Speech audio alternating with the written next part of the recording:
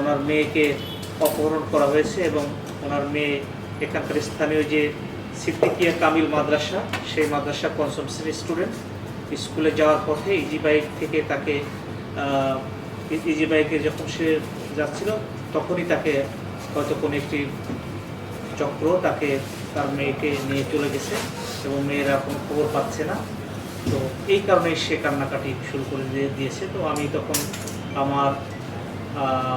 আমাদের এখানে সিসিআইসি আছে, ডিবি আছে, ওয়ান স্টপ সার্ভিস সেন্টার আছে এবং আমাদের যে থানার অফিসার ইনচার্জ তাকে বিষয়টি অবহিত করি এবং আমাদের অতিরিক্ত পুলিশ সুপার অপরাধক মানে ক্রাইম অ্যান্ড অপারেশনস যিনি আছেন আন্ডার খায়রুল, ওকে আমি বলি, আমাদের ডিএসবিকে বলি যে শহরের সর্বত্র যেন একেবারেই আমাদের এই নিরাপত্তা বলয়ের মধ্যে চলে আসে, যাতে করে কোনো অবস্থাতেই যেন মেয়েটিকে আমাদের মাগুরার বাইরে নিয়ে না যেতে পারে।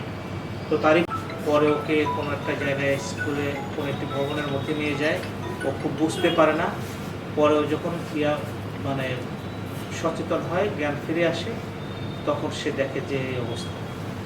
তো তারই এক পর্যায়ে ও সেখান থেকে বেরিয়ে আসে এবং বিশেষ করে আমাদের অভিভাবক যারা আছেন, এই বাচ্চাদের অভিভাবক, তাদের ক্ষেত্রে আমার অনুরোধ থাকবে যে আপনারা আপনাদের বাচ্চাদেরকে যখন স্কুলে পাঠাবেন একটু সচেতনতার সাথে তাদের টেক কেয়ার করবেন, তাদেরকে স্কুলে নিয়ে যাওয়া, স্কুল থেকে নিয়ে আসা, এই বিষয়গুলোর প্রতি খেয়াল রাখবেন এবং আমাদের যে দায়িত্ব আছে এগুলো প্রতিকার এবং প্রতিরোধের ক্ষেত্রে সে ব্যাপারেও আমরা মাগুরা জেলা পুলিশ সচেতন থাকবো ইনশাআল্লাহ।